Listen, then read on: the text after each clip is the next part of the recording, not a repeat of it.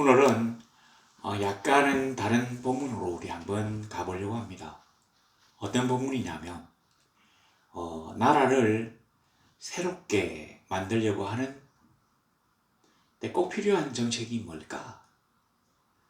갑자기 설교 도중에 이런 얘기가 나오니까 이상하겠지만 우리가 이 성경을 보면 어떤 역사들이 있습니다. 뭐 사사기도 있고 오늘 본문처럼 역대기도 있는데 열왕기, 역대기, 사실 이런 어떤 역사서들이 있는데 물론 뭐 사무엘서도 그렇습니다만 우리가 이 성경을 하나님의 말씀으로 받을 때 성령께서 기록하셨을 때는 뭔가 우리에게 주고 싶은 것, 그러니까 가르쳐 주고 싶은 것이 있을 것이라고 생각합니다. 그래가지고 오늘 우리 볼 본문에는 아사왕이 주인공으로 나오는데 이 아사왕의 개혁과 성리, 사실 이 아사가 뒤편에 보면 많이 좀 안 좋은 장면도 있는데 처음에 그가 왕이 되었을 때는 정말 멋진 정책들을 많이 펼친 것 같습니다. 역사를 잊은 민족에게는 그 비극적인 역사를 되풀이할 수밖에 없다고 하는 그런 옛사람들의 교훈도 있지만 우리가 오늘 이 성경 말씀을 살펴보면서 이런 나라가 되었으면 참 좋겠다. 이런 생각을 우리 한번 같이 해보려고 합니다. 오늘 14장 1절에 보니까 아비야가 그의 조상들과 함께 누움에 다윗 성에 장사되고 그의 아들 아사가 대신하여 왕이 되니 그의 시대에 그의 땅이 10년 동안 평안하니라. 이제 아비야가 죽고 아사가 아비야를 대신해서 유대의 왕이 된 장면부터 이 본문이 시작됩니다. 이 아비야라고 하는 사람이 누구냐면 이 사람은 사실 3년밖에 왕 노릇을 못했기 때문에 우리가 잘 몰라요. 그렇지만 이 사람은 엄청나게 어리석기로 유명한 르호보암의 아들입니다. 그러니까 솔로몬의 손자죠. 이스라엘이 솔로몬의 음탕함, 그 다음에 엄청난 무분별한 우상숭배, 여기에 대한 어떤 우상의 신당을 짓고 또 우상에 대한 제사를 진행하기 위해서 이 우상에 대한 제사는 다 화려해요. 오늘날 우리나라도 사실은 이게 이제 교회들이 점점 대형화되고 또 화려해지는 게 사실 좀 걱정이 되는데 개신교는 원래 천주교의 화려함으로부터 이걸 거부하고 뛰쳐나온 종파잖아요. 근데 이 화려한 게 왜 잘못됐느냐? 여호와 하나님께 우리의 최선을 다해가지고 그를 칭송하는 그러한 기쁨의 마음으로 그에게 뭔가 보답하고 싶은 마음으로 아름답고 귀하게 조각해가지고 주께 바쳐드리는 게 왜 뭐가 잘못됐냐? 뭐가 잘못되기는요? 돈이 그냥 생기는 게 아니잖아요. 백성들, 신도들을 착취해가지고 그들의 돈을 빼앗아서 해야만이 비로소 그런 대성당을 만들 수 있는 것입니다. 안에 보면 황금으로 된 장식들, 그 다음에 당대의 유명한 화가들을 불러가지고 그려낸 어떤 천장화, 그 다음에 대리석으로 깔린 바닥, 그리고 벽에도 물론 대리석이지만 그 조각들 하나하나가 우리의 일생에 한 번 만들어내기도 어려운 그런 굉장한 작품들입니다. 이걸 수백 년간 만들면서 인근의 신도들과 국가의 부가 얼마나 탕진되었을까요? 그러면 결과적으로 국가나 또 교회에서는 뭔가 이 돈을 더 좀 말이 이상한데 돈을 더 이렇게 착취하려고 혈안이 되는 것 같습니다. 그래서 대형 교회가 사실은 우려스러운 부분이에요. 자, 들어보시면 이렇게 해가지고 이 솔로몬이 이제 돈이 필요하니까 백성들을 억압하기 시작합니다. 세금이 올라가고 부역이 과해져요. 처음에 다윗 때라든지 솔로몬 초기 때까지만 해도 이스라엘에서는 이스라엘 사람들에게 부과된 부담이 매우 적었어요. 그리고 아마 이 전쟁 포로들이라든지 또 전쟁에서 항복한 이 속국들에게서 조공을 받아가지고 또 그 사람들의 노동력을 이용해가지고 건물들을 만들었기 때문에 뭔가 이스라엘 백성들이 가지고 있는 부담이 매우 적었습니다. 그랬는데 이제 점점 나라가 쇠약해지니까 이 속국들이 독립을 하기 시작해요. 근데 이 독립을 한 이 속국들에게 쳐들어가서 이들을 다시 억압해서 빼들어 올 수 있는 정도의 군대가 없기 때문에 뭐 독립을 해도 어쩔 수 없는 바라보기만 하는 그런 상황이 지속됩니다. 그러니까 그 나머지 부분을 이스라엘 본토인들에게 부과하기 시작하는 것이죠. 그래 되면 백성들은 점점 더 살기 어려워져서 하나님께 호소하게 됩니다. 하나님 입장에서는 그래도 뭔가 그 자식들 중에서는 아마 솔로몬이 제일 나았겠죠. 그래가지고 솔로몬을 왕으로 세워가지고 솔로몬이 처음엔 이제 초심으로 어린아이 감성으로 순진하게 내가 이 큰 나라를 어떻게 다스리겠느냐 하면서 하나님께 겸손한 모습을 보이고 하나님께 전적으로 의지했기 때문에 하나님이 복을 주셨어요. 나라가 점점 커지고 부유해지자 인근의 수많은 나라와 족속들이 딸을 보내기 시작합니다. 보면 하렘에 넣을 수 있는 여인도 있지만 또 왕후를 위한 궁전을 지어줘야 되는 여자가 있어요. 애굽의 시삭의 누이인 애굽의 공주를 솔로몬의 아내로 정비로 맞아가지고 이 여인을 위하여 또 아름다운 궁전을 짓습니다. 근데 1000명이라고 했죠. 300명의 아내와 700의 첩이라고 했는데 이게 이제 우리식의 관념이지만 부인이 300명일 리가 있겠습니까? 하여튼 어느 정도 높은 부인들은 하여튼 그걸 한 1000명 정도 된다 칩시다.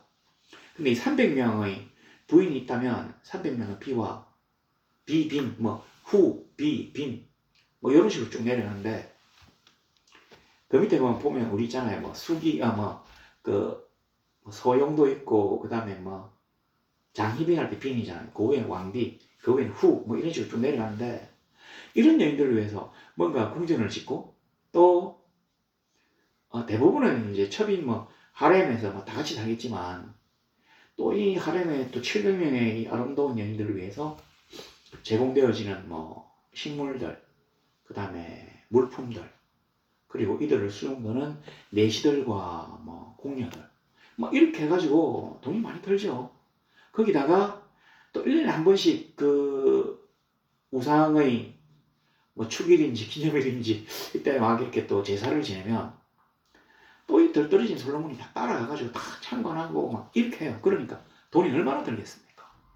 그리고 우리가 생각해도 1년이 365일인데 300일 동안 돌아다니면 나라 정부는 언제 합니까? 여하튼 솔로몬이 그런 황당한 짓거리를 해가지고 솔로몬 말기에 가면 이미 여로보암이 반란을 일으키고 그래요. 그래도 이제 반란해서 실패해가지고 애굽으로 도망을 갔는데 애굽 왕 시삭이 천한 내부지간이잖아요. 근데 이 솔로몬을 경쟁자로 여깁니다.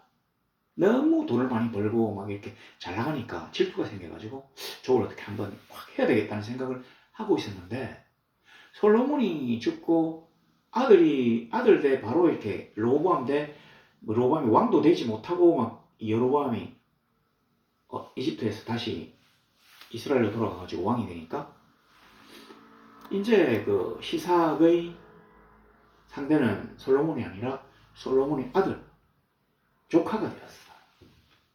자, 그랬는데 시삭이 그때 유다는 두 지파만 남았거든요.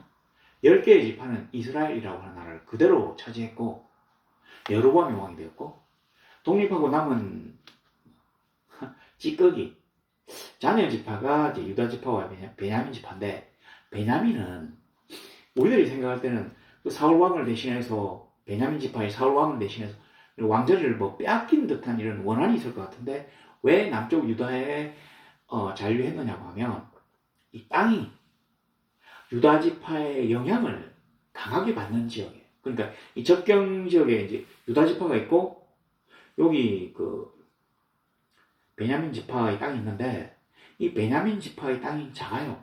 그리고 이 땅이 적고 유다가 땅이 많으니까 주로 이제 경제 기반을 위해서 이 유다 지파가 꼭 필요하거든요. 베냐민 입장에서.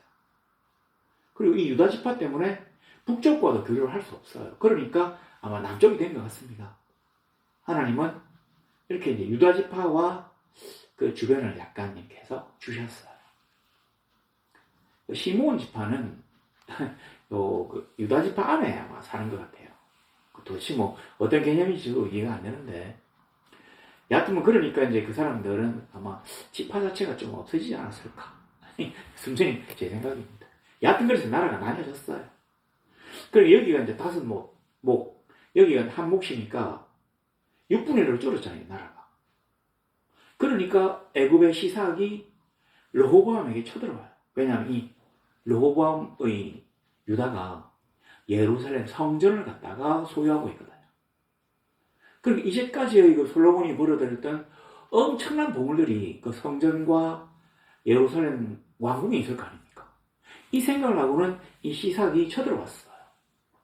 쳐들어와가지고 솔로몬 때 만들어놓은 애굽에 대한 방비상, 국방을 위한 요새들을 갖다가 정복하고 해파하고는 예루살렘에 갔는데, 예루살렘에 가서 그 왕궁과 그 성전으로부터 엄청나게 많은 보물들을 취해가지고 갑니다. 그러니까 그때 이제 이 시삭의 뇌리에 뭐가 들어있냐면, 그때 또 솔로몬의 금방패도 이제 들고 갔는데, 수백 개가 되겠죠. 한 300개? 하여튼 그 들고 갔는데, 그래서 이 시삭의 머릿속에는 이 유다가 나라도 작아지고, 그러니까 이스라엘에서 유다로 아주 나라가 축소됐으니까 나라도 작아지고, 그리고 보물들은 엄청나게 많고, 먼저 보는 사람이 임자다. 여하튼 이 시삭이 쳐들어와서 이스라엘을 한번 썰었어요. 유다를. 예루살렘 왕궁과 성전이 한번 털렸습니다. 자, 그런데 그때 그 성전은 어떤 곳입니까? 그 안에 그 돌멩이 위에다가 황금으로 탁 입혀놨잖아요. 이거 나중에 히스기야가 다 뺏겨가지고 또 이렇게 막 아수르 왕에게 바치면서 용서를 구하는 뭐 그런 데 쓰이는데, 그 전까지는 아마 이 금이 붙어 있었던 가 봐요. 금방패는 들고 가고 보물들도 많이 가져갔지만, 이 시삭에게는 그 유다의 왕궁에 대한 어떤 환상이 있습니다. 자, 이게 이제 배경인데, 그리고 이 르호보암이 죽었어요. 아비야가 왕이 됐는데 이 아비야가 3년 만에 죽습니다. 빨리 죽었어요. 그래서 이제 본문의 그 주인공인 아사에게 왕위가 넘어오는데, 그의 조상들과 함께 누움에 다윗성에 장사되고, 그의 아들 아사가 대신하여 왕이 됩니다. 왜 이게 성경에 이제 이렇게 나와 있느냐 하면, 북쪽 이스라엘과 대조하기 위해서, 그러니까 우리가 이 성경을 읽으면서 유다와 하나님이 없는 이스라엘과 대조하도록 이 에스라가, 이 역대기의 저자가 이제 에스라인데, 에스라가 여기 기록한 거예요. 그의 조상들과 함께 누우메라고 하는 말은 그가 평안한 가운데서 왕으로 죽었다고 하는 말입니다. 조상들이 다 왕이잖아요. 아버지 르호보암이나 솔로몬이나 다윗이 다 이제 왕으로 죽었으니까 왕으로 죽었다는 얘기입니다. 그리고 장사되었다는 말은 그가 왕으로 장사되었다. 그러니까 평화리에 죽고 평화시에 왕의 영예를 가지고 장사되었다는 얘기입니다.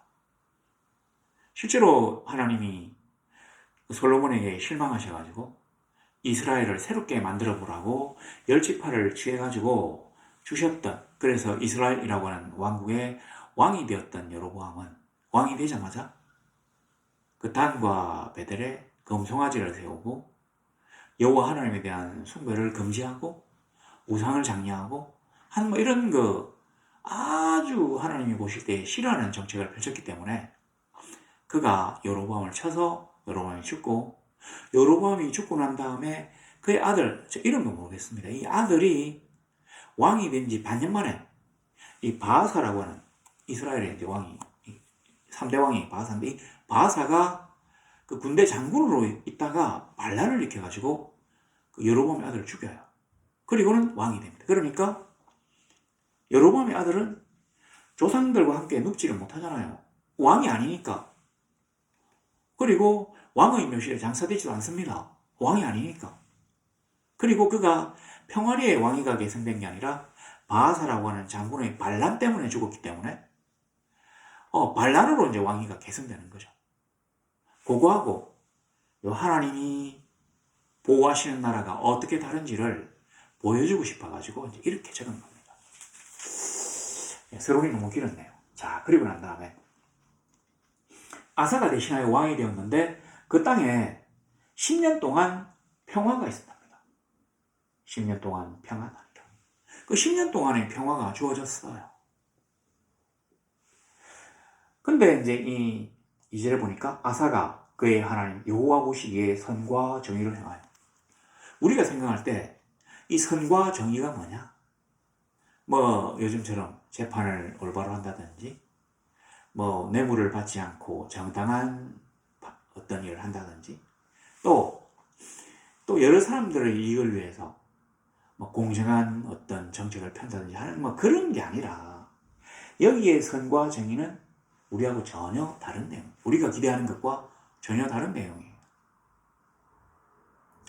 자, 그런데 뭡니까? 3절에 보니까 이 선과 정의의 행동이 이방 제단과 산당을 없애고 주상을 깨뜨리고 아세라상을 찢고 그 나라에 만연해 있던 우상들을 제거하는 데서부터 시작합니다. 솔로몬 말기부터 너무 이스라엘상에 우상들이 많아졌어요. 우상의 신전들, 산당들이 많아졌어요. 이 산당들은 원래 이 가난한 사람들이 자기네 부족신들이나 뭐 수호신이라고 이제 섬기려고 만든 게 이 산당인데, 우리로 치면 선앙당이죠. 요 마을에서 저 마을로 지나가기 전에 그 언덕이 있으면 그 언덕배기에 뭐 세우잖아요. 성황당이라고 아마 한자로 적혀 있던데, 우리는 그냥 선앙당이라고 하죠. 선앙당. 여하튼 이 선앙당이 여기 산당하고 똑같아요. 원래 이게 이제 그 가난한 사람들이 섬기는 뭐 우상들을 제사하는 곳인데, 이스라엘이 서고 그 다음에 성막이 있고 그리고 난 다음에 이제 성전이 섰는데 이 성막과 성전이 멀리 있잖아요. 뭐 가령 뭐 길갈 같은 곳에 뭐 이런 곳에 이제 성막이 있고 또 뭐 실로에 성막이 있고 또 예루살렘에 성전이 있으니까 다른 곳에 있는 사람들이 하나님께 제사 지내기 위해서 성전까지 가기가 사실은 좀 어렵습니다. 특히 이 저지대에 살고 있는 여리고에 살고 있는 사람들 입장에서는 예루살렘 성전까지 가려고 하면 이 뭐 엄청나게 이렇게 산길을 타고 올라가야 되거든요. 그것도 짐승들을 끌고 올라가야 되죠. 그래서 그러지 말고 여기 있는 이 산당들을 우리가 재활용하자. 이거 뭐 다른 저 우상을 섬기려고 만든 것 같은데 그냥 이거 싹 없애보고 여호와 하나님을 우리가 섬기는데 쓰자. 좋았어요. 그랬는데 또 다른 많은 사람들은 여호와 얼굴을 모르잖아요. 여호와 상이 없으니까. 그러니까 이 좀 옛날 사람들이 고대인이 얘기하니까 얼굴 안 보이는 신은 좀 믿기 어렵다. 그러니까 좀 보이는 신, 뭐 염소 얼굴을 하고 막 신이 막 이렇게 몽둥이 들고 있는 이런 신이 좀 섬뜩하네. 성길 만난다. 이렇게 얘기할 수 있어요. 비너스 신이 탁 있으면 미의 여신이다, 대제의 여신 이렇게 섬기는 맛이 나요. 그러니까 그런 거 막 섬기는 거예요. 이 산당이 여호와 하나님을 제사하는 곳으로도 쓰였고 또 어떤 곳에서는 내나 그 가나안의 그 우상들을 섬기는 곳으로도 쓰였어요. 여기 이제 산당을 없애고는 그 우상들을 섬기는 데서는 산당을 없앴다는 거죠. 아사는 모든 산당을 없앤 건 아닙니다. 하나님을 섬기는 산당은 그래 여기까지 올라가기 힘드니까 거기서 하나님 섬겨 이렇게 했고요. 이방 제단 뭐 아시겠고 주상이란 말은 기둥으로 만든 상이란 말이에요. 그러니까 주상을 깨뜨리며 아세라상을 찍고라고 했는데 실제로 이게 이제 주상을 여기 깨뜨리며라고 되어 있기 때문에 뭐 돌멩이라 이렇게 생각하는데 주로 보면 나무로 된 나무 기둥이에요. 우리 시골 마을에 옛날에 보면 그 마을 입구에 장성이 딱 쓰가 있잖아요. 천하대장군과 지하여장군. 요걸 생각하시면 똑같습니다. 이 바알과 아세라를 갖다가 나무 기둥에다가 새겨가지고 두 개를 이렇게 붙여가지고 마을마다 새겨놓는 거예요. 바로 이 얘기예요. 주상을 깨뜨리며 아세라상을 찍고 도끼로 딱 찍고. 그 다음에 이제 그러니까 이 종교개혁이 이제 시작됐다는 얘기인데 하나님이 주신 이 10년간의 평화 동안 아사가 제일 먼저 시작한 게 바로 우상을 척결하는 거죠. 우상만 척결한다고 해서 저절로 이 사람들이 하나님을 믿는 것은 아닙니다. 왜냐하면 그동안에 솔로몬의 후대, 솔로몬, 르호보암, 그 다음에 아비야 이 3대를 거치면서 너무 이스라엘의 종교계, 그러니까 영적인 세상이 황폐해졌기 때문에 이 우상을 제거했지만 저절로 이 사람들이 하나님을 믿진 않아요. 그래서 이제 우상을 제거하고, 그리고 두 번째로는 백성들에게 하나님께 돌아오도록 명령합니다. 민주주의의 장점이 아니라 민주주의의 치명적인 단점이 바로 이거잖아요. 진짜 똑똑한 사람들이 딱 생각할 때 이렇게 돼야 이게 좋은 건데, 이 어리석은 사람들이 이게 싫어해요. 그러니까 이걸 못하게 합니다. 이걸 우리가 중후정치라고 해요. 중후정치. 페르시아에 함락된 그 그리스 도시들 때 중후정치의 폐해가 드러났다고 하는데 뭔지는 제가 잘 모르겠고, 사절에 보면 유다 사람에게 명하여 그 조상들의 하나님 여호와를 찾게 하며 그들의 율법과 명령을 행하게 하고, 이 말이 뭐냐면 여호와 하나님을 믿게 했다는 거예요. 앞으로 우상을 섬겨서는 안 된다. 이 땅에 있는 이 유다의 모든 백성들은 하나님만 섬겨야 한다. 여호와만 섬겨야 된다라고 명령하고, 그러면 여호와만 섬기는지 안 섬기는지 알 수가 없잖아요. 뭐로 알 수 있습니까? 여호와의 명령, 율법을 지키는지로 그것들을 알 수 있다는 말입니다. 모든 사람들에게 율법을 지키도록 했어요. 이것은 우리가 주여 믿습니다라고 끝쳐야 되는 게 아니라 믿습니다라고 하는 그 성도들이 나와서 액션을 취해야 된다. 실천해야 된다는 얘기입니다. 실천 궁행이 없으면 우리가 하나님을 믿는다고 얘기할 수가 없습니다. 하나님이 뭐 하지 말라고 하셨는데 하면 그 하나님을 믿는 게 아닙니다. 우리가 죄를 지을 수 있어요. 이혼하지 말라. 이혼했어요. 했는데 어쩌겠습니까? 하나님 죄송합니다. 다시 하나님 저를 용서해 주세요. 앞으로는 절대로 이혼 안 하겠습니다. 한번 하긴 했는데 다시는 절대 이혼 안 하겠습니다. 어떻게 하겠습니까? 그런데 그 어떤 내가 하나님에 대한 그 믿음으로 하나님이 나에게 주신 부과하신 명령과 규례를 지켜 행하는 것이 믿음의 완전함이라는 거죠. 그냥 입으로 백날 가난한 사람들을 돕고 착한 일을 하고 엄란한 행동을 어쩌고 말을 시큰 했는데 실제로 그렇게 얘기했다면 말이 안 돼요. 옛날에 어떤 진짜 부끄러운 얘기인데, 하여튼 약간 음란 난교 파티가 있었는데 좀 유명한 하여튼 그 사람 여러분도 잘 아십니다. 이렇게 안고 들어오면서 그 여대생이 정언한 거예요. 안고 들어오면서 문을 팍 열고 들어오면서 오늘 교회 갔다 온 것도 좀 늦었다 이렇게 얘기하고 들어왔답니다. 이게 지금 말입니까? 그런 건 하나님을 믿는 게 아니에요. 우리가 하나님을 믿는다고 하는 것은 그의 율례와 규례를 지켜 행하는 것을 두고 하는 말입니다. 내 마음속으로 얼마나 많은 예배당과 수도원을 지어서 뭐합니까? 행동해야죠. 맨날 떠들지 말고 행동하세요. 여하튼 그런 얘기입니다. 자, 그리고 난 다음에 5절에 보면 모든 산당과 태양상을 없애매 나라가 그 앞에서 평안함을 누리니라 해놓고는 평안함을 누리니라. 그런데 10년 동안의 평안을 주셨는데 아사가 이 나라에 들어서 제일 먼저 한 것은 이 나라의 영적 질서를 다시 세워야 되겠다고 한 것입니다. 이 땅을 깨끗하게 성결케 하고 이 성결되어진 이 땅에 성결된 백성들이 하나님의 율례와 규례를 지키며 살 수 있도록 만드는 것, 이게 바로 종교개혁.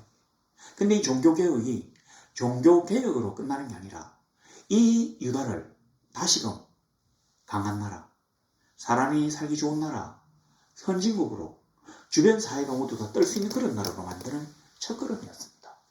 우리에게도 그래요. 사실은 우리가 제가 이제 다른 건 그렇지만 우리나라에 꼭 좀 세워야 될 법이 있는데 뭐냐? 간통법을 갖다가 다시 만들어야 돼요. 뭡니까? 간통죄를 주는 법을 만들어요. 간통하면 박살냈다. 이래야 남자와 여자들이 가정에 충실하지. 이거 지금 뭐 하는 겁니까? 제가 뭐 좀 안 믿는 일반인들에게 이혼도 하지 마 이렇게 차마 강제하지는 못하겠지만, 이혼하면 안 됩니다. 안 되는데 뭐 그렇게 강제하지는 못하겠지만, 이 백성들의 완악함을 인해서 이혼은 어쩔 수 없이 세상 국가니까 허용할 수 있어도, 간통이 뭡니까? 간통이 너무 형편없는 짓들을 하고 있어요. 여하튼 그건 좀 되면 좋겠고요. 자, 그 다음에 보시면 7절에 아사가 일찍 유다 사람에게 이르되 우리가 우리 하나님 여호와를 찾았으므로 이 땅이 아직 우리 앞에 있나니. 여기서 이 땅이 뭐냐면 애국왕 시삭이 쳐들어왔을 때 그 무너진 성들을 갖다가 얘기합니다. 우리가 하나님을 섬겼기 때문에 아직까지 이 땅이 우리에게 있다. 하나님이 우리를 사랑하시기 때문이다. 자, 이 보면 하나님의 사랑을 받아야만이 이 나라가 유지될 수 있어요. 지금 보면 우리나라가 경기가 급격하게 쇠퇴해가지고 요즘 우리나라가 지금 GDP가 자꾸 지금 경제적인 순위가 자꾸 내려가는데, 우리가 옛날에 10위까지 올라갔잖아요. 9위까지 올라갔는가? 하여튼 근데 지금은 15위쯤 된 것 같아요. 얼마 전에 13위가 됐다가 자꾸 내려가는데, 출산율도 이제 자꾸 내려가가지고 세상이 경험하지 못했던 출산. 그리고 이제 군대가 부족하고, 그리고 국민연금이 앞으로 부족해지고, 소비가 이제 위축되고, 지금 여기 일진 산부인과가 있거든요. 일진 병원이 원래 산부인과로부터 출발한 병원인데, 일진 병원은 있는데 그 병원에서 산부인과를 폐지했습니다. 지금 이게 우리나라가 엄청나게 심각하게 해가지고 지금 내려가고 있는데, 어떤 대책들이 필요합니다. 정치꾼들이 잘 하면 좋겠고요. 근데 우리들이 이제 생각할 수 있는 첫 번째가 뭐냐면, 이 백성들의 이 정신 상태를 바꿔야 합니다. 우리가 하나님 앞에 돌아가서 하나님 앞에 바로 서고, 그리고 하나님을 안 믿는 소수의 사람, 대다수 하나님을 믿고 소수의 사람들이 하나님을 안 믿어도 최소한 이 사람들의 어떤 이 도덕성 기준 자체가 하나님이 보실 때 이것들을 내가 그냥 꽉 하지는 않을 정도로 올려야 된다고 하는 겁니다. 소돔과 고모라가 멸망했을 때를 우리가 알고 있습니다. 그들의 이 평균적인 사고방식 자체가 썩었어요. 그리고 하나님이 그들을 멸하셨습니다. 하나님이 정오하시는 것, 혐오하시는 행동은 절대로 해서는 안 되고, 또 우리가 힘써 선한 일과 착한 일을 하도록 노력해야 되고, 잘할 수는 없겠지만 그래 해야 하나님이 우리를 이 땅에 그냥 남겨두고 싶은 마음이 생길 수가 있어요. 여기 보니까 아사가 그렇게 하잖아요. 우리가 우리 하나님 여호와를 찾았으므로 이 땅이 아직 우리 앞에 있나니. 애굽왕 시삭이 예루살렘에 쳐들어와서 왕궁의 보물들과 성전의 보물들을 마음껏 들고 갔어요. 근데 그때 만일에 시삭의 생각이 조금 바뀌었으면 유다라는 나라는 없는 겁니다. 그럼 이스라엘에서도 유다를 도와줄 리가 없어요. 왜냐하면 이 남쪽하고 북쪽하고 서로 싸우는 관계니까. 잘됐다, 우리 편이 안 되더만 꽃이다, 이렇게 하고 있었을 수도 있는데, 하나님이 시삭의 마음을 어떻게 움직이셨는지 그들이 이 땅을 가져가지 않고 아직도 우리가 그래도 유다라고 하는 나라를 갖다가 보존하고 있다고 지금 아사가 얘기하는 것입니다. 그러니까 우리가 하나님께 사랑을 받아야만이 이 나라가 유지된다고 하는 말입니다. 어떻게 해야 유지될지 모르겠어요. 근데 제가 이거는 목사로서 좀 주제넘은 얘기인지 모르지만, 제가 이제 우연히 그 유튜브를 좀 보다가 북한에서 내려온 여자들이 막 자기 신랑이 하셨다 이런 얘기를 딱 하는 걸 듣고는 생각을 했는데, 좀 죄송한 얘기지만, 만일에 이제 통일이 좀 어려우면, 우리 이제 소멸하지 않는 방법이 북한 인구를 여기다 합치는 건데, 그게 진짜 어려우면, 그 나쁜 꼬표들 때문에 어렵다면 좀 우리 목사들이 그런데 참 잘하잖아요. 북한 선교. 근데 이 북쪽 사람들 갖다 좀 이렇게 탈북을 시켜가지고 남쪽으로 다 데리고 가가지고 이 결혼을 시켜가지고 이 사람들 아직까지 약간 좀 남쪽보다 조금 더 순진한 것 같아요. 애도 좀 넣고. 그래서 좀 출산율을 올릴 수 있지 않나. 이 농담입니다. 자, 그리고 밑에 내려가 봅시다. 자, 그리고 난 다음에 이 사람이 이제 버려진 성읍 방비성들의 뭐 성벽을 보강하고 문을 달고 막 망루를 세우고 뭐 이런 일들을 합니다. 이제 종교개혁 다음에는 국방개혁이잖아요. 군비를 갖다가 정강시켜가지고 막 뭘 해요. 자, 그리고 난 다음에 7절 맨 밑에 보세요.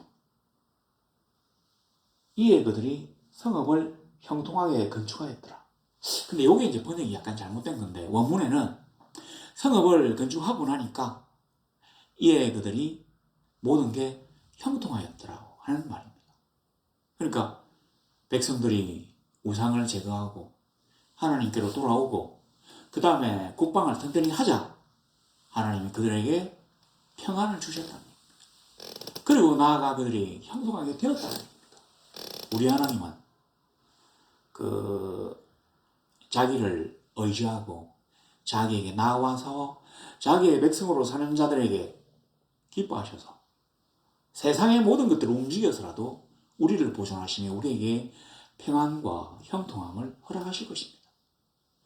우리의 도덕률이 떨어지고 우리가 하나님 앞에서 정말로 멸망시켜야 될 가정한 일들을 한다면 그거 빼고 다른 어떤 것들을 열심히 해도 우리가 하나님 앞에서 떳떳하지 못하고 그러면 하나님이 우리에게 은혜를 베푸시지 않으실 것입니다. 옛날에 제가 대학생 때 어떤 교수님이 그랬는데 자주국방이 뭐냐? 뭐 미국, 소련, 중국 다 덤벼! 하는 게 자주국방이 아니라 그게 가능하겠습니까? 글쎄 가능도 하려는가? 하여튼 뭐 그런 게 아니라 그냥 누구든지 우리나라에 함부로 쳐들어올 수 없고 우리나라의 독립과 자주권을 인정하고 상호 대등한 관계를 맺는 정도가 자주국방이에요. 우리 하나님이 그렇습니다. 우리가 하나님 앞에서 형통함을 얻는다고 해서 막 세상의 모든 나라 사람들 다 죽여가지고 우리 앞에 무릎을 꿇려야 그게 이제 진정한 형통이 아니라 그냥 우리가 행복하게 살고 또 우리나라가 평안하며 오랫동안 유지되고 그래 서로 사랑하며 경제적 번영도 누리고 도덕적으로 아주 또 이렇게 사람들이 올라가서 실생활에서도 사람들이 안전하고 행복하게 살 수 있는 그런 나라를 형통이라고 하는 것입니다. 종교개혁이 되고 국방개혁이 되고 하나님이 그들에게 형통함을 주셨어요. 자, 그런데 요 밑에 한번 보세요. 8절 한번 보세요. 아사의 군대는 유다 중에서 큰 방패와 창을 잡는 자가 30만 명이요 베냐민 중에서 작은 방패를 잡으며 활을 당기는 자가 28만 명이라. 그들은 다 큰 용사였더라. 그러니까 이제 유다 지파에서 30만, 창병이 30만, 그 다음에 베냐민 지파에서 공병, 활 쏘는 사람이 28만인데, 그러니까 군대가 다 합쳤으면 58만 명인 것처럼 여겨집니다. 근데 이스라엘 성경에서는 이제 이런 식의 표기를 쓰는데, 이게 무슨 말이냐면, 군대가 58만 명이라는 얘기가 아니고, 군대로 징병을 하면은 58만 명의 병역 자원이 있다는 말입니다. 그러니까, 남자 장정의 숫자가 58만이라는 얘기예요. 만일에 남자 장정이 이제 58만인데, 이 사람들을 전부 다 군대로 끌고 가면, 농사는 누가 짓겠습니까? 그리고, 군대에서 사용하는 어떤 무기들, 물품들은 누가 만들어내겠냐고요. 그리고 나라가 또 유지돼야 되니까 농사는 또 누가 짓겠어요. 그러니까 58만 곱하기 4 하면 한 200몇십만 명의 인구가 되었다는 얘기입니다. 이게 어느 정도냐면 실제로 유다가 12지파 중에서 2개잖아요. 근데 이 인간이 한 20만 정도가 되면 이스라엘은 산술적으로 따져도 1000만 명이 넘는다는 얘기입니다. 200만이 오죠. 1000만. 이 정도, 1200만이겠네요. 물론 그렇지는 않습니다. 그런데 이렇게 이스라엘이 강하게 되었어요. 이스라엘 주변에 우리가 잘 알고 있는 블레셋, 암몬, 에돔, 모압 이런 나라 인구 100만도 안 됩니다. 그러니까 이 인구 숫자가 차원이 달라요. 그래서 애국왕이 생각할 때는 인근에서 유일하게 자기들의 어떤 이 경쟁력가 될 수 있는 나라가 이스라엘이거든요. 근데 이스라엘이 분열되고 약해졌어요. 그래서 이 이스라엘의 어떤 이 하나님이 남겨두신 이 유다를 공격하려고 하는 생각들이 애국 군대의 왕에게 일어나기 시작합니다. 여기 보니까 9절에 보면 구스 사람 세라가 그들을 치리하여 군사 100만 명과 병거 300대를 거느리고 마레사에 이르매 아사가 마주 나가서 마레사의 스바다 골짜기에 전열을 갖추고. 자, 우리가 이제 이 역사학자들이 잘 모르고 막 이 성경이 이런 엉터리 같은 얘기를 하다니 라고 얘기합니다. 구스가 원래 이디오피아라고 알려져 있기 때문에 우리가 지금 잘 생각하면 이디오피아는 이스라엘하고 그렇게 가깝지가 않아요. 굳이 쳐들어갈 수도 있습니다. 어떻게 쳐들어갈 수 있냐면 이디오피아에서 지금은 에리트리아로 가로졌지만 아니라고 치고 이디오피아에서 이디오피아 고원지대에서 내려와가지고 홍해 바다를 타고 그 아카바만 쪽으로 들어간 이 시내반도 있잖아요. 거기에서 이스라엘로 가는 그쪽으로 들어가서 거기서 공격하면 돼요. 근데 그 배를 갖다가 이용해야 되는데 100만 명의 군대를 그 배로 어떻게 운반한단 말입니까? 그래서 말도 아니다. 자, 이렇게 생각하지만 이 구스 사람 세라가 100만을 데리고 왔다고 해서 이 쳐들어온 나라가 구스가 아니에요. 이 구스는 이디오피아만을 얘기하는 게 아니라 누비아, 그러니까 그 이집트 사막이라든지 수단 사막에 있는 사람을 시커먼 사람은 누비아 사람이라거든요. 이 누비아, 그 다음에 수단, 그리고 이디오피아, 이 사람들을 다 합쳐서 구스인이라고 했대요. 근데 이 구스가 강대국이 돼가지고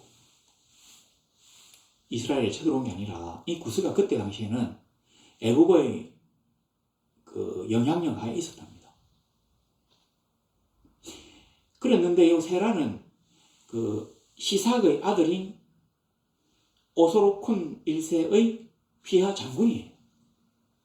그러니까 이제 오소로쿤 1세가 아마 그 당시 이집트가 상당히 이집트 왕조가 지금 쇠약해가지고 망하기 직전이었던 모양입니다.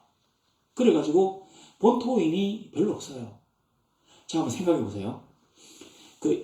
이 오소로큰 1세의 아버지인 시삭이 예루살렘을 쳐서 함락시키고 보물들을 많이 들고 갔어요. 항복 살려주시면 앞으로 당신을 섬기고 돈을 많이 드리겠습니다. 조공도 매해 하겠습니다. 하니까 돌아갔어요. 근데 이 조공을 받고 돈을 많이 받고 돌아가기보다는 이스라엘을 그냥 확 집어삼키는 게 훨씬 낫습니다. 다른 왕을 둬가지고 언제든지 반란의 위협에 노출되는 것보다는 그냥 왕을 죽이고 자기가 확 짓밟아버리는 게 훨씬 나아요. 이집트인 지방군을 보내가지고 얼마든지 백성들을 약탈해가지고 가지고 올 수 있습니다. 그런데도 이 유다를 그대로 두고 왔다고 하는 것은 이 이집트가 이 전쟁 때 엄청나게 큰 피해를 봤다고 하는 얘기입니다. 그래서 끝까지 전쟁을 계속할 만큼 힘이 남아있지 않았다고 합니다. 잘못하면 이집트 자체가 내리앉겠다고 생각될 만큼 유다 사람들이 격렬하게 아마 반항한 모양입니다. 왜냐하면 그래도 솔로몬 때는 나라가 어마어마했잖아요. 국력이. 백성도 많고. 그리고 이제 솔로몬이 죽고 르호보암이 왕이 되긴 했지만 그 엄청난 시설들과 그 어마어마한 돈들이 그냥 날아가는 게 아니거든요. 옛날 왕들이 용병들을 잘 이용했대요. 전쟁할 때. 그러니까 그냥 항복만 받고 간 겁니다. 그리고 아마 후회를 기하였겠죠. 그리고 이집트가 이제 점점 가난하게 되었거나 국력이 약해지니까 시삭의 아들인 이 오소로큰 1세는 그 유다에 아직도 보물들이 많이 남아있던데 성전 안에 보니까 그 황금으로 확 뒤덮어 놨던데 그걸 갖다 내가 찾아야 되겠다. 이런 생각을 하고, 그러니까 이 지금 그 나라가 점점 쇠약해지는, 요즘 말로 하면 경기가 점점 침체되는 이 상황에서 유다를 갖다 집어삼켜가지고 경제를 갖다 회복시켜야 되겠다는 생각을 했다는 겁니다. 그러니까 이집트 군대가 그때 너무 많이 죽어가지고 군대가 없으니까 이제 그때 그 돈 엄청나게 많이 갖고 온 이 금은 보화를 이용해서 누비아인들 뭐 이런 구서인들의 용병을 갖다가 고용해가지고 100만이나 되는 용병들을 보냈다. 그러니까 애국 군대가 쳐들어온 겁니다. 이디오피아 군대가 쳐들어온 게 아니에요. 보세요. 100만 명의 대군이 쳐들어온 역사는, 그러니까 이스라엘 입장에서 본다면 전 세계의 어떤 나라도 이스라엘 그 긴 역사 중에 어떤 때도 100만 원의 군대 침입을 받은 일이 없어요. 이스라엘이 처음에 가나안 땅에 들어올 때 자기들의 장점이 뭐였습니까? 사람 숫자거든요. 그러니까 쪽수가 많았기 때문에 그 선진 민족들이 다 실패한 겁니다. 그러니까 요 누비아인들, 이 구서인들, 이 검은 이 용사들이 용병들이니까 칼 한 자루, 차 한 자루 만들고 가도 100만이나 되기 때문에 유다라는 나라가 없어질 수 있는 위기에 처하게 된 거예요. 보세요. 100만 명의 군대를 보낼 정도의 어떤 이런 큰 전쟁을 준비하면서 병거는 겨우 300승만 보냈다고 하는 게 절대로 정상적이지 않습니다. 옛날에 그 사사시대에 보면 그 가나안 그 드보라하고 막 바락 장군이 싸웠을 때 시스라의 철병거가 900성이 있었다고 했잖아요. 그 자그마한 나라도 그 가나안 연합군대도 900성의 철병거를 갖다가 내보낼 수 있는데 그 거대한 전쟁터에 병거가 300성밖에 없었다면 이것은 뭔가 정상적이지 않아요. 그래서 이게 역사적인 진실에 아주 부합합니다. 뭐 지금 사람이 너무 많이 죽어가지고 남자들 다 끌어모아가지고 전쟁터에 보낼 수 없으니까 그 이디오피아 사람들 그 구서인들을 용병으로 고용해가지고 뭐 언돈 한 푼씩만 주고 뭐 매일 한 푼씩만 주고 100만 명을 고용해가지고 유다에 쳐들어가면 되겠다. 근데 이 용병들이 이제 병거는 없잖아요. 그래서 애국군에서 병거 300성 남은 게 별로 없었던 거예요. 본토도 방어해야 되니까. 뭐 그랬지 않나. 왜냐면 이 오소르쿤 1세의 아들인 오소르쿤 2세 때 애국이 망하거든요. 그 왕조가 멸망해요. 그렇게 100만 명이 쳐들어갔다가 지잖아요. 아사왕에게. 그리고 이제 오소르쿤 1세는 어떤 전쟁도 일으키지 못합니다. 더 이상. 그리고 오소르쿤 2세 때 바로 망해요. 그러니까 바로 이 역사적인 전쟁을 하나님이 준비하기 위해서 이 아사왕에게 이 처음 10년간의 평화를 주신 거예요. 이 평화를 줘가지고 이 사람이 종교개혁도 하고 국방개혁도 하고 이래서 구서군들을 이겼는데 누구나 하나님을 의지한다면 하나님이 그에게 힘을 주셔서 이길 수 있습니다. 이스라엘과 유다가 각각 망할 때 아수르와 바벨론 군대가 쳐들어와서 망했는데 바벨론과 아수르도 군대 규모가 100만이 안 됩니다. 우리는 이제 이 군대 규모는 성경에 안 나와 있지만 하나가 나와 있는데 아수르 군대가 히스기야에게 쳐들어왔을 때 19만 8천이었잖아요. 군대가. 그게 이제 아수르 군대 단독 군대가 아니라 아수르가 인근의 여러 그 작은 나라들과 연합해서 쳐들어온 게 19만 8천이거든요. 20만이 안 된다는 얘기입니다. 이 100만이 쳐들어온 것은 전 이스라엘 역사를 통해서 가장 큰 위기의 순간입니다. 그러니까 이스라엘이라고 하는 나라가 없어질 정도의 강력한 침공이라고 할 수 있습니다. 100만이 와가지고 2명씩만 죽여도 어떻게 됩니까? 좀 이런 얘기 웃으면 하면 안 되죠. 자, 그런데 11절에 보면 보세요. 중간에 여호와여 힘이 강한 자와 약한 자 사이에는 주밖에 도와줄 리가 없사오니 우리 하나님 여호와여 우리를 도우소서. 그러니까 이게 무슨 말이냐면 힘이 이제 100만이 돼요. 여기는 이제 58만의 군대를 뽑아낼 수 있지만 다 못 나가니까 한 30만이 나갔다 칩시다. 100만 대 30만 여기 이제 병거도 300승까지 있고 이스라엘에는 아마 이 병거가 없었던 것 같아요. 하나님이 그 말 그 사러 이집트에 자꾸 가지 말라 했기 때문에 말을 조달하기 어려워 병거가 없었을 것 같은 느낌. 자, 그랬는데 자 이래가지고 서로 싸우는데 어마어마하게 많잖아요. 그런데 하나님이 우리와 함께 하시기만 하면 이 100대 30의 어떤 이런 그 숫자 비교가 무의미한 것입니다. 왜냐하면 하나님이 1이 아니라 만, 천만, 억도 넘는 분이거든요. 조도 넘고 경도 넘는 분이잖아요. 하나님이 함께 하시는 쪽이 아무리 숫자가 적고 아무리 보이는 것이 비루해도 이길 수 있어요. 그 얘기를 지금 이 아사가 하고 있는 것입니다. 그리고 우리가 아사의 성경 구절을 보면 중간에 보니까 우리가 주를 의지하면, 잘 보세요. 주를 의지하며 주의 이름을 의탁하고 이 많은 무리를 치료한다이다. 지금 아사는 공격하러 온 게 아닙니다. 그 애국 군대가 마살입니까? 마레사. 어렵네. 마레사에 쳐들어왔기 때문에 방어하러 나온. 이 마레사는 그때 아사가 이제 방비 성 중에 하나예요. 막 빗장도 하고, 그 다음에 망대도 세우고, 성벽도 보강한 그 성 중에 한 개가 마레사거든요. 여기까지 쳐들어왔기 때문에 막으러 온 겁니다. 이 마레사까지 왔다고 하는 이 마레사가 베세메스 옆이라는데 이게 뭐냐면 블레셋 사람의 영토를 거치고 이집트 군대가 왔다는 얘기예요.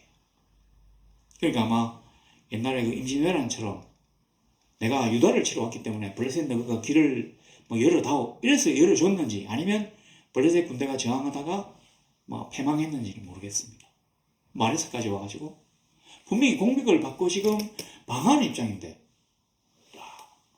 내가 주의 이름을 의지하고 저들을 치러 왔습니다. 아사의 배포가 굉장히 크죠. 근데 그 배포가 큰 게 아니라 믿음이 좋은 것입니다. 왜냐하면 하나님이 우리와 한편이시기 때문에 어떤 상대방도 우리의 상대가 될 수 없거든요. 강한 자가 공격하지 약한 군대가 공격하는 일은 없습니다. 전쟁을 일으킬 때 보면 자기들이 강하다고 생각하니까, 착각일지라도 생각하니까 쳐들어가는 거잖아요. 러시아와 우크라이나 보세요. 러시아가 강하다고 생각하니까 우크라이나를 쳐들어가는 거지. 그 우크라이나가 먼저 쳐들어가가지고 러시아에 지금 당하고 있는 게 아니에요. 애국 군대 100만이니까 300승의 전차가 있으니까 그냥 블레셋 영토를 밟고는 쳐들어온 거예요. 그러면 아사는 지금 막으러 왔는데, 내가 주의 이름을 의지하고 저들을 치러 왔나이다. 인간이 신을 이기지 못한다는 것을 보여주십시오 라고 다 얘기하잖아요. 그렇습니다. 그게 바로 이스라엘이거든요. 그가 비록 유다의 왕이지만 그 나라의 본류는 이스라엘이잖아요. 이스라엘 뜻이 뭡니까? 내가, 인간인 내가 하나님과 한편이 되어서 세상과 싸워, 세상 사람들과 싸워 이긴다고 하는 게 이스라엘이거든요. 바로 그 생각을 한 거예요. 하나님, 우리는 하나님의 이름을 의지하고 나왔습니다. 그래서 저들을 지금 공격하러 여기까지 왔습니다. 이 얘기를 지금 하고 있는 것입니다. 우리 하나님이시오니 원하건대 사람이 주를 이기지 못하게 하옵소서 하였더니 여호와께서 구스 사람들을 아사와 유다 사람들 앞에서 치시니 구스 사람들이 도망하는지라. 12절 한 절 나왔죠. 근데 실제 역사에서는 이 전쟁이 4년이 걸렸대요. 이 4년 동안 얼마나 많은 일들이 있었겠습니까? 아무리 이제 우리가 성경으로는 간단하게 하나님 우리와 함께 하시니 우리가 저걸 이기겠습니다. 좋아요, 좋은데 그냥 막 죽진 않잖아요. 죽이고 또 죽이고 그러다가 어떨 때는 또 지기도 하고. 근데 이 4년 동안 걸린 이 전쟁에 대한 내용은 하나도 안 나옵니다. 왜냐? 하나님이 우리와 함께 하시니 우리 이기기 당연하다고 믿고 나갔는데 당연하게 이겼다고 하는 얘기를 에스라가 하고 싶은 거예요.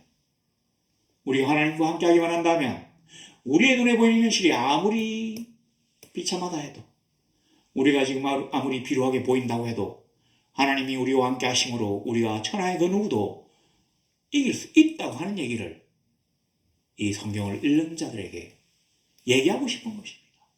맞습니다. 우리가 아무리 세상에 비해서 초라하게 보인다 할지라도 하나님과 우리와 함께 한다면 우리가 이길 수 있습니다. 이 이단들이 굉장히 시설들이 좋대요. 특히 이제 음향시설이죠. 그래서 딱 하면 멋이 막 저렁저렁 울리면서 참 마치 헤롯이가 유대인들 효유할 때 신의 음성 같다는 그런 것처럼. 그러니까 이 옛날에 극장들이나 운동장들도 이 자연적으로 공명이 일어나서 목소리가 멋있게 들리도록 아마 만든 것 같은데, 그러다가 하나님이 쉬셨다 했잖아요. 이단들이 그렇게 하거든요. 그리고 그래서 이 사람들이 개신교 목사들도 마찬가지고 이단들도 마찬가지인데 이 음향시설에 돈을 어마어마하게 투자를 한대요. 제가 이제 어떤 분에게 들었는데, 글에서 봤는데, 요 마이크, 이 음향시설에 마이크에 7천만 원짜리 마이크를 사용하는 분도 있답니다. 뭐가 목소리 뭐를 다 잡아준다 해서 하여튼 그래요. 그렇지만 하나님과 우리가 한편이 되면 우리 이겨요. 우리가 그를 믿기 때문에 4년간의 그 거대한 전쟁, 이스라엘 민족의 역사상 가장 큰 위기의 대전쟁을 한 줄로 그냥 간단하게 딱. 적시 도망간 건 아닙니다. 4년 동안 전쟁을 해서 이겼어요. 근데 한전 13절 보니까 아사와 그와 함께한 백성이 구서 사람들을 추격하여 그랄까지 이름에 이에 구서 사람들이 엎드러지고 살아남은 자가 없었으니 이는 여호와 앞에서와 그의 군대 앞에서 패망하였습니다. 노력한 물건이 매우 많았더라. 그랄 기억나십니까? 이스라엘 조상들, 근데 족장들, 아브라함의 아들이 이삭이잖아요. 아브라함도 이삭도 이 그랄에 가가지고 그랄 왕에게 자기 아내를 빼앗기는 수모를 당했어요. 내가 하나님과 함께 하니까 그들이 하나님을 떠났기 때문에 수모를 당했는데 이제 내가 하나님과 함께 하니까 그 수모의 땅, 흑역사의 땅인 그랄을 쳐서 함락시킬 만큼 하나님이 나에게 힘을 주셨다는 얘기입니다. 이때 봅시다. 그의 군대 앞에서 패망하였습니다. 노력한 물건이 매우 많았더라. 노력한 물건 보세요. 모든 성읍 백성을 누리게 하시니 무리가 그의 모든 성읍 치고 그 가운데 있는 많은 물건을 노력하였고 또 짐승 지키는 천막을 치고, 그러니까 이 설립했다는 말이 아닙니다. 그 짐승들이 많이 사는 목장을 갖다가 쳐들어가가지고 빼뜨렸다는 얘기입니다. 치고 양과 낙타를 많이 끌고 예루살렘으로 들어왔더라. 옛날에 요즘처럼 이 징병제가 아니고 옛날에는 전쟁이 나면 나팔을 탁 불어요. 붕붕붕 애국 사람들이 쳐들어왔습니다. 전쟁에 나와주십시오. 그럼 이제 일반 백성들이 집에 갖고 있던 막 칼이나 창 들고 나와요. 요즘 같으면 택도 없죠. 이 정신 나간 건 내가 왜 나가? 이러면 다 도망갈 건데 나와요. 왜 나가냐면 이게 자기네들이 중요한 부자가 될 수 있는 기회거든요. 그게 전리품, 이 노략질이죠. 성을 갖다 깨면 그 성 안에 있는 모든 것들 다 빼뜨려와요. 그리고 이 짐승들도 많이 끌고 오잖아요. 그거 하려고 백성들이 앞다투어 막 나오는 거예요. 생각해 보십시오. 100만이나 되는 군대와 300성의 철병거가 쳐들어오는데 아니 어떤 사람이 저것들을 이긴다고 그냥 내가 요번에 저거 빼뜨려가지고 큰 부자가 되겠다고 생각 나오겠습니까? 안 나와요. 그래 다 장막으로 도망갔더라. 이스라엘이 지는 전쟁 끝이 다 그랬거든요. 이에 백성들이 흩어져서 이에 백성들이 장막으로 흩어지니라. 다 이런 건데 저들가려고 나왔다고 하는 거. 그래서 아사가 주의 이름을 의지해서 저들을 치러 나왔습니다. 요번에 우리 부자 한번 돼보자. 우리 할아버지 때의 거대한 불을 우리 다시 한번 이뤄보자 하고 나온 거예요. 우리가 하나님을 믿는다고 하는 믿음이 바로 이런 것입니다. 내가 기도했다면, 내가 믿는다고 시인했다면 나의 행동이 따라야 하는 것입니다. 내가 그렇게 믿어야 돼요. 하나님 아버지, 비를 주세요 했다면 내가 우산을 들고 나가는 행동이 바로 믿음입니다. 비를 주세요 하고 기도했는데 그냥 나가요. 비 안 와. 이게 아닙니다. 오늘 우리가 이 아사에 대한 이야기를 들으면서 우리가 이제 선거 이후에 이 나라가 어떻게 다시 이렇게 딱 이제 조직되고 건설되어지는지를 한번 생각해 보시면 좋겠습니다. 그 중에서도 1번이 무조건 영적 성결의 회복입니다. 하나님에 대한 그 믿음의 회복이에요. 그리고 일반 백성들에게는, 국민들에게는 도덕성의 회복입니다. 우리가 하나님과 함께하며 영적 이스라엘이 되어가지고 하나님과 한편으로 이 세상을 이기며 전성기를 향하여 나아가는 그런 멋진 성도가 되시기를 우리 주 예수 그리스도 이름으로 간절히 소망합니다.